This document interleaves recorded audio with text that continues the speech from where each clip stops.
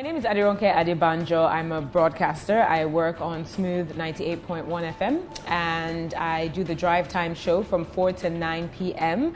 I'm also very passionate about love and relationships, so I run a blog called The Love Chest. It's thelovechest.com. I also have a vlog for the blog where I put out some videos about different matters of the heart. So I do that amongst a lot of other things that I do. I do a lot of things. One of the things that's really key for my job is to kind of always be on alert. One thing that I have to do is make sure that I'm paying attention to my environment, I'm paying attention to what's happening, the breaking news. I'm using my environment most of the time to prepare for my show. So what many people don't realize is that being on air, being an on-air personality doesn't just mean that, you're just playing music and just having a great time. You're kind of always in work mode when you go out. You're always looking for ideas, you're always looking for things to talk about. So there's a lot of preparation that goes into turning on the microphone and speaking. So on a day-to-day, a lot of research, because a lot of my show has a lot of segments. So I pay attention to health issues, finance issues, business, and all of that. So it entails a lot on a day-to-day, a lot of research especially. I love being able to interact with the public, being able to disseminate information, share information with the public. I definitely love being able to do that on a regular basis. I love the fact that every day when I turn on my microphone, I'm able to impact people. For me, that's huge. So I take my job very seriously. I look at that microphone with a huge sense of responsibility, knowing that once I turn that mic on, whatever I say could carry a lot of weight. So I definitely enjoy being able to interact when people send in messages, when we open the phone lines and people call up, just being able to speak with people and hear their opinions and their advice and their suggestions on a whole bunch of topics and issues. For me, I definitely enjoy that. And then obviously when I run into people and they say, oh, I listened to your show and you said this or that, and I'm thinking, oh wow, people are actually listening and they're taking something away. So for me, that's huge. I love that. In terms of challenges, not a whole lot, I would say. I mean, once you've prepared, for your show, and once you remember that what you're doing carries a lot of weight, you just do it with this huge sense of responsibilities. For me, I wouldn't say that there are that many challenges. You just do what you do and you prepare for it.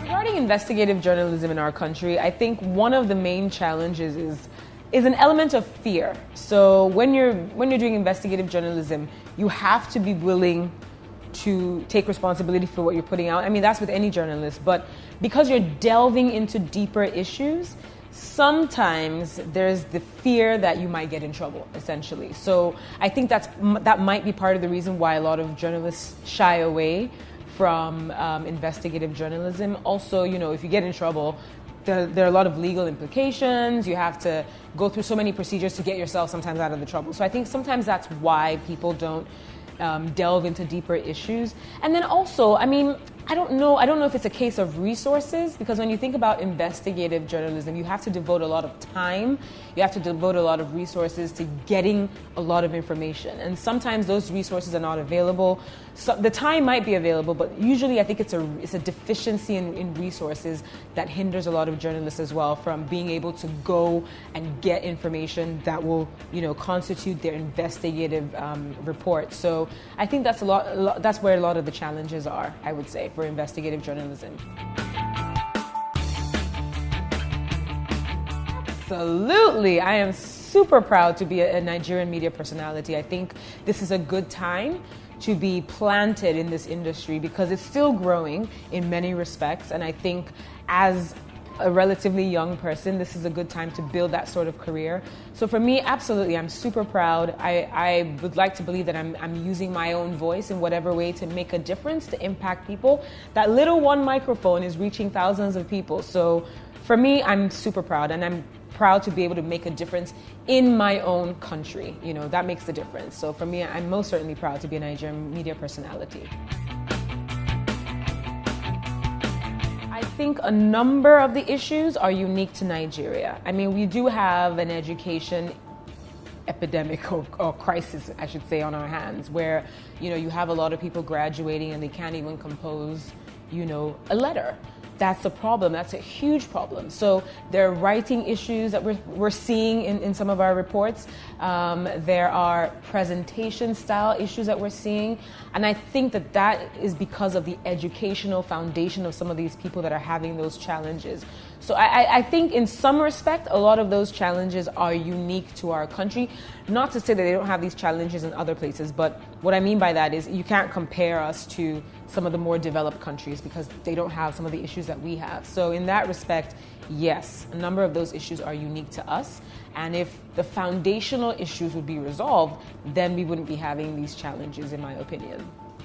So I think it's really important for Nigerian journalists to pay more attention and put a lot of emphasis on training, on improving themselves, improving their skills, because while the resources from a country standpoint might not be available, there's so many other resources that are available to people now through the internet. So I think every journalist owes it to themselves to do whatever they can with whatever resources they have to improve themselves, because at the end of the day, it's a career path that you've chosen. And whatever your hands find to do, you got to make sure that you do it well. So whatever you need that's available to you, especially via the internet, to train, to improve your skills, whether it's your presentation skills, your writing skills, don't shy away from making sure that on a daily and a regular basis, you're improving your skills, you're reading more so that your vocabulary grows, so that, your writing skills improve. All of these things are very, very important because this is an industry that we've chosen to work in, and we must make it the best that we can with whatever resources we have available to us. So for me, that would be my advice if I was to give any on being a media personality. My name is Aderonke and I am the Nigerian media.